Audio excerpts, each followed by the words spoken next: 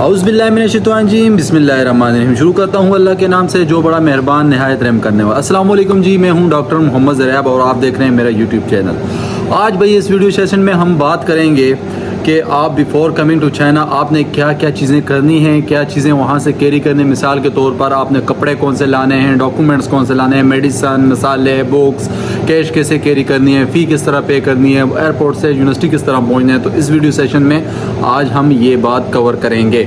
अच्छा जी, सबसे पहले इम्पोर्टेंट पार्ट, ठीक है, आप डॉक्यूमेंट्स का पार्ट होता है, तो मैं आपको सबसे पहले बताऊंगा कि आपने कौन कौन से डॉक्यूमेंट्स आपने चाइना लेके आने हैं रजिस्ट्रेशन के लिए। ठीक है, सबसे पहले आपके मैट्रिक एफएससी की डीएमसी, 2 डीएमसी हैं, 2 सनदें, 4 डॉक्यूमेंट्स। 5वां आपकी आ गई जी पुलिस क्लियरेंस, 6ठी आपकी आ गई जी बैंक स्टेटमेंट और आखिर में आपकी आ गया मेडिकल। ठीक है, ये आपके 7 डॉक्यूमेंट और पासपोर्ट, ठीक है, ये आपने वहाँ से साथ लेकर आनी है। यहाँ यूनिवर्सिटी आपको रजिस्ट्रेशन इसके बगैर नहीं होगी। बहुत से स्टूडेंट हमें ये कहते हैं कि सर मेरी पुलिस क्लियरेंस जो मेडिकल था वो तो जेरी ऑफिस ने ले लिया है, लेकिन आप उसी का एक प्रिंट निकाल सकते हैं। आपके पास जो QR कोड होता है मोफा की तरफ से, आप उसको जब स्कैन करेंगे तो आपके सारे डॉक्यूमेंट्स आ जाते हैं। तो आपने रंगीन एक कापी और निकाल लेनी है, इसका इतना बड़ा इशू नहीं होता। अच्छा जी, नेक्स्ट चलते हैं। स्टूडेंट हमें कहते हैं कि सर हमें ये बताएं कि बुक्स कौन कौन सी लेके आनी है एज अ मेडिकल स्टूडेंट, अगर आप MBBS करने के लिए चाइना आ रहे हैं। मेडिकल के लिए हमने कौन कौन सी बुक कैरी करनी है। यार मेरा जो पर्सनली ओपिनियन है या मेरी जो पर्सनली राय है, आजकल लोग, मैं ख़ुद पिछले 3, 4, 5 साल से MBBS का स्टूडेंट हूँ, तो हम भी जो स्टडी करते हैं या जो मेरे दोस्त स्टडी वगैरह करते हैं, तो मोस्टली लोग आजकल बुक वगैरह नहीं यूज़ करते। क्यों? बुक एक तो कैरी करना मुश्किल होता है, दूसरा वहाँ से उठा के कौन यहाँ लेके आएगा। ठीक है, लगेज का भी बड़ा इशू होता है जहाज़ में। ठीक है, तो वो आपके लिए एक हेडेक हो सकती है। तो एज़ कम्पेयर टू अगर आप बुक बाय करना, तो आपने सिंपली डॉक्टर नजीब के लेक्चर्स और यूट्यूब वगैरह से आपको सारा कुछ मिल सकता है। तो बुक्स एक मुझे नहीं लगता कि एक आपका अच्छा इंतखाब होगा एज़ कम्पेयर टू अगर आप ऑनलाइन लेक्चर्स वगैरह बाय कर लें डॉक्टर नजीब के। ठीक है, अच्छा जी, डॉक्यूमेंट्स भी हो गया, बुक्स भी हो गए। अच्छा जी, आखिरी में जो दूसरा जो पार्ट है, आपने कौन कौन सी चीज़ें आपने पाकिस्तान, अगर आप स्पाइसेस के शौकीन हैं, पाकिस्तानी स्पाइसेस के, तो आपने मिसाले वगैरह पाकिस्तान से लेके आना है। यहाँ पर मिसाले मिलते हैं नेशनल के, शान के डब्बे जो होते हैं, लेकिन वो बहुत ज़्यादा एक्सपेंसिव होते हैं और शुरू में आपको पता भी नहीं होता किस तरह बाय करने हैं, ऑनलाइन किस तरह करने हैं, हलाल कौन सी है, हराम कौन सी है, तो आपको इन चीज़ों का पता नहीं होता, तो आप इसमें कंफ्यूज हो सकते हैं। तो पाकिस्तान से आप मिसाले वगैरह लेके आ सकते हैं। और इसके अलावा ड्राई फ्रूट्स, पाकिस्तान के ड्राई फ्रूट्स बहुत अच्छे होते हैं, यहाँ चाइना के ड्राई फ्रूट इतने अच्छे नहीं होते एज़ कम्पेयर टू पाकिस्तान। तो आप अपने लिए ड्राई फ्रूट्स, गुड़ वगैरह, जितनी भी ड्राई फ्रूट्स वगैरह हैं, तो आप थोड़े थोड़े साथ अपनी एक सौगात के टाइप पे लेके आ सकते हैं। पाकिस्तान के ड्राई फ्रूट बहुत अच्छे होते हैं। अच्छा जी, उसके अलावा आप और क्या कैरी कर सकते हैं? मेडिसन। मेडिसन बहुत इंपॉर्टेंट है कि आप बहुत सी मेडिसन पाकिस्तान से लेके आएँ। मिसाल के तौर पर जुशांदा हो गया, सर्दियों में बहुत ज़रूरत आता है यहाँ पे। जुशांदा हो गया, पेनाडॉल हो गई, मैदे की टेबलेट्स हो गई, ब्रूफिन हो गई, उसके अलावा पेन किलर्स हो गई, PPI होगी। PPI मतलब कि मैदे के लिए जो मेडिसन होती है। इसके अलावा अगर आप पहले से कोई मेडिसन वगैरह एंजाइटी की ले रहे हैं या कुछ किसी किस्म की मेडिसन आप पहले से ले रहे हैं, तो आपने मेक श्योर करना है कि वो आप साथ लेके आएँ, क्योंकि चाइना के अंदर एंटीबायोटिक का यूज़ बहुत ही कम है। अगर है भी तो वो 0.0 mg में होता है, जो हम पर काम ही नहीं करता। मिसाल के तौर पर अगर मैं बात करूं सिर्फ एग्ज़ाम की जो डोज़ पाकिस्तान में मिलती है वो 200 mg या 400 mg मिलती है, लेकिन जो चाइना में सिर्फ एग्ज़ाम की डोज़ मिलती है वो 0.5 mg मिलती है। मतलब कि आप अगर 20 टैबलेट्स भी सिर्फ एग्ज़ाम की लें तो आप पर काम नहीं करो, वो बहुत ही ज़्यादा एक्सपेंसिव होती हैं। मतलब इधर एंटीबायोटिक का यूज़ बहुत ही ज़्यादा कम होता है एज़ कम्पेयर टू पाकिस्तान। तो आपने मेक श्योर करना है कि अपनी मेडिसन आपने पाकिस्तान से लेकर आनी है। डॉक्यूमेंट्स भी हो गए, उसके अलावा आपको समझ आ गई जी आपने पाकिस्तान से स्पाइसेस और कौन कौन सी चीज़ें लेके आनी है, मेडिसन कौन सी लेके आनी है, बुक्स कौन सी लेके आनी है। अच्छा जी, सेकेंडली स्टूडेंट हमसे पूछते हैं कि सर कपड़ों का क्या करें, मैंने शॉपिंग पाकिस्तान से करूं या मैं शॉपिंग चाइना से करूं, चाइना सस्ता मुझे पड़ेगा या पाकिस्तान। देखें, 2 चीज़ें, चाइना, ये इसमें कोई दूसरी राय नहीं है कि चाइना एक बिग एक्सपोर्टर है कपड़ों का, हर चीज़ का, इवन के इलेक्ट्रॉनिक्स का, हर चीज़ का। लेकिन शुरू में आपको ज़रा पता नहीं होता, तो इस चीज़ में आपको मैं 2 चीज़ें करके बताऊंगा। एक, अगर आप नॉर्थ वाली साइड पे आ रहे हैं, या आप साउथ वाली साइड पे आते हैं। तो नॉर्थ वाली जो साइड है चाइना की वो बहुत ही ज़्यादा ठंडी होती है। ये ठंड शुरू होती है अक्टूबर से और ये अप्रैल तक रहती है।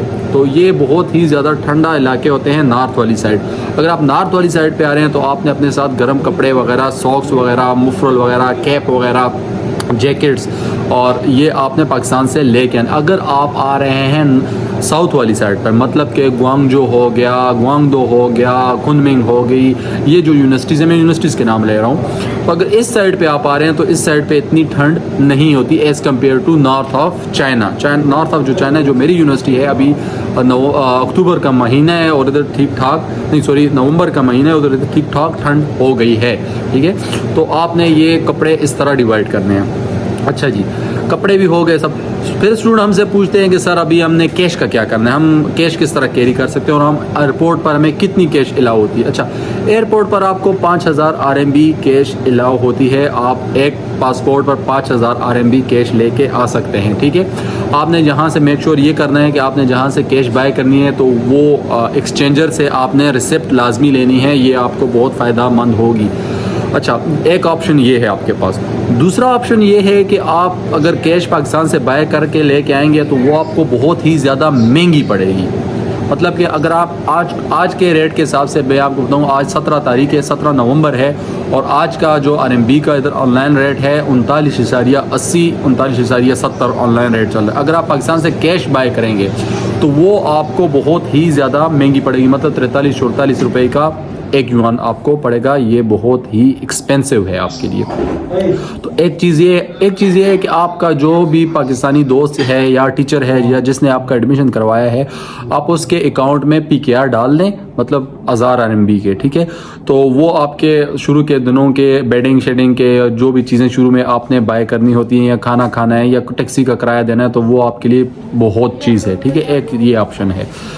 दूसरा ऑप्शन ये है कि जो अभी अली पे है, अली पे अभी इंटरनेशनली आप रजिस्टर कर सकते हैं अपने पासपोर्ट पर और अपने इंटरनेशनल नंबर पर। अच्छा, आपने अपनी सिम को इंटरनेशनल किस तरह करना है? टेलीनार के अलावा जोंग, यूफोन, जैज़, वारिद का मुझे आइडिया नहीं है। जोंग मैं पर्सनली यूज़ करता हूँ, जोंग क्योंकि चाइनीज़ कंपनी है। ठीक है, तो आप बिफोर कमिंग टू चाइना आपने पाकिस्तान से ही अपनी जोंग की सिम पर रोमिंग ऑन कर देनी है। ठीक है, ये रोमिंग ऑन कर देनी है जिस पर आपको OTP वगैरह अपनी बैंक की जितनी भी ऐप्स हैं या जितनी भी आपकी ऐप्स हैं आपने उसके साथ लिंक कर देनी है। ठीक है, जो आप सिम कैरी कर रहे हैं जिस पे आपने रोमिंग ऑन की है, ठीक है, वो आपको यहाँ पर बहुत काम देगी। आप वहाँ से अली पे एक्टिव करके यहाँ किसी को कह सकते हैं कि वो आपके लिए RMB डाल देगा आपके अली पे में। एक ही ऑप्शन है। दूसरा ऑप्शन ये है कि आप अगर आपके पास वीज़ा कार्ड है, बैंक का जो वीज़ा कार्ड है, आपने सिंपली अपने बैंक को बताना है या अपनी ऐप में जाकर आपने अपनी उधर इंटरनेशनल ट्रांजैक्शन की एक ऑप्शन होती है आपकी बैंक के अंदर। ठीक है, तो वो आप सिंपली वहाँ से ऑन कर सकते हैं। तो आप जब भी पहुँचे एयरपोर्ट, ठीक है, इधर ATM लगे होते हैं, ATM से आप अपना पाकिस्तानी ATM डालेंगे तो आपको चाइनीज़ युआन मिल जाएंगे। ये भी बहुत चीप तरीका है। ठीक है, लेकिन इसमें लिमिट्स होती हैं। अगर आपके पाकिस्तानी ATM कार्ड की लिमिट है 50,000, तो आप इधर तकरीबन मैक्सिमम 1200 RMB ही एक टाइम में निकाल सकते हैं अपने ATM से। ठीक है, एक ऑप्शन ये होता है। दूसरा ऑप्शन आप थोड़ी बहुत कैश कैरी कर लें। अच्छा, स्टूडेंट कहते हैं कि मेरी फ़ी किस तरह पे करनी है? फ़ी आपका जो एजेंट है वो आपके लिए पे कर सकता है, या जो दोस्त वगैरह आप उसको कहें तो वो आपके लिए पे कर सकते हैं। विदाउट फ़ी आपकी रजिस्ट्रेशन नहीं होगी। अच्छा, आपको बुक्स का भी पता चल गया, आपको सारा कुछ चीज़ें, बुक्स के अलावा कपड़े शपड़े सारा कुछ पता चल गया। इसके अलावा स्टूडेंट हमसे पूछते हैं कि सर फ़ोन कौन सा लेके आना है, वहाँ PTA का क्या चक्कर है। उसके अलावा मेरे पास iPhone है, वो नॉन PTA है, मेरे पास एंड्रॉयड है, वो नॉन PTA है, तो उसका क्या सीन होता है?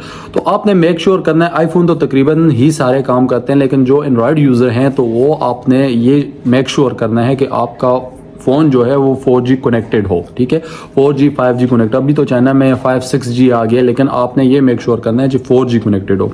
4G कनेक्टेड सिम जो फ़ोन होगा वो आपकी चाइनीज़ सिम को सपोर्ट करेगा, अदरवाइज़ दूसरी सिम को वो सपोर्ट नहीं करेगा। ठीक है, आपने 4G वाला फ़ोन लेके आना है। अगर आप ऐप्स कौन सी डालनी है, अभी स्टूडेंट हमसे पूछते हैं कि sir before coming to China हमने ऐप्स कौन सी डालनी है फ़ोन के अंदर।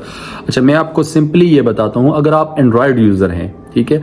आपने VPN डालना है, VPN के अलावा WeChat डालना है, अलीपे डालना है, बैदू डालना है, गूगल ट्रांसलेटर एक्टिव करना है, क्योंकि मोस्टली चाइनीज़ को इंग्लिश नहीं आती। अगर आपके पास आईफोन है तो आपने VPN 5 या आपने रॉकेट VPN डाल के आना है, क्योंकि यहाँ पर व्हाट्सअप वगैरह कुछ भी काम नहीं करेगा।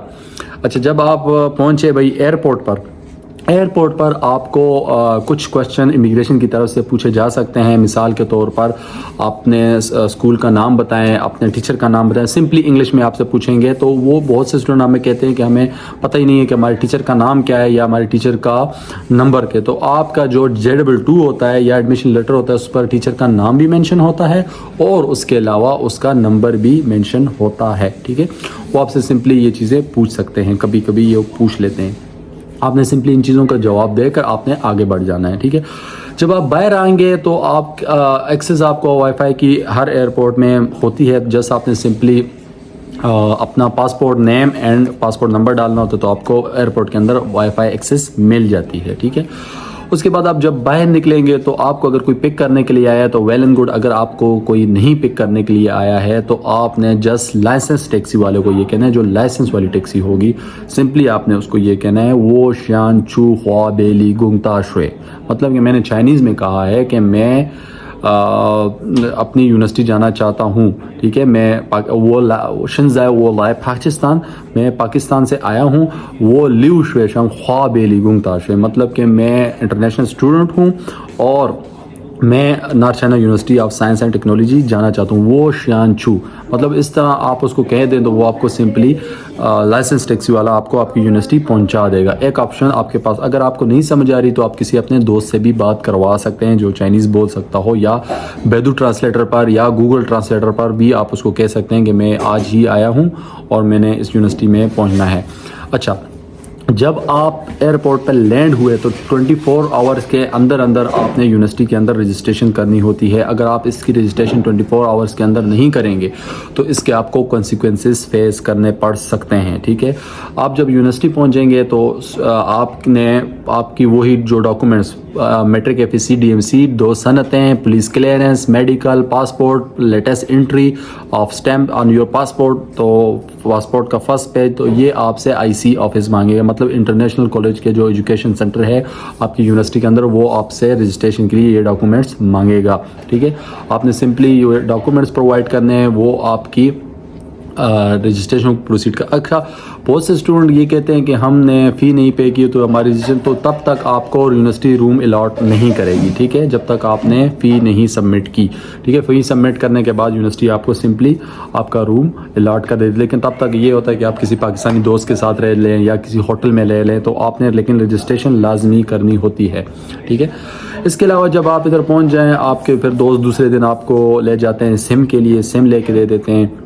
इसके अलावा अगले 2-4 दिनों में आपका बैंक अकाउंट एक्टिव हो जाता है। फिर आपने इंश्योरेंस बाय करनी होती है ऑनलाइन। इंश्योरेंस के बाद आपने मेडिकल के लिए जाना होता है। मेडिकल के बाद आपने जाना होता है वीज़ा के लिए, ठीक है। ये आपकी सिटी के अंदर ही होता है। जो आपके सीनियर्स होते हैं या आपका टीचर जो होता है, जो इंग्लिश बोल सकते हैं और चाइनीज़ भी बोल सकते हैं, तो वो आपके साथ आपको गाइड करते हैं, ठीक है।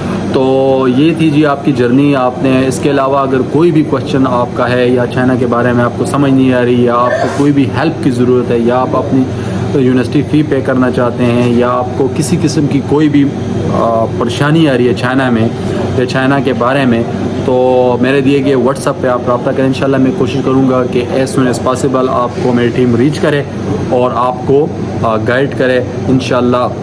ज़रूरी नहीं है कि आप हमसे एडमिशन नहीं लेंगे तो हम आपको गाइड नहीं करेंगे। इंशाल्लाह मैं कोशिश करता हूँ कि मैं अपनी स्टडी के साथ साथ हर एक बंदे को गाइड करूँ और प्रॉपरली गाइड करूँ, ठीक है।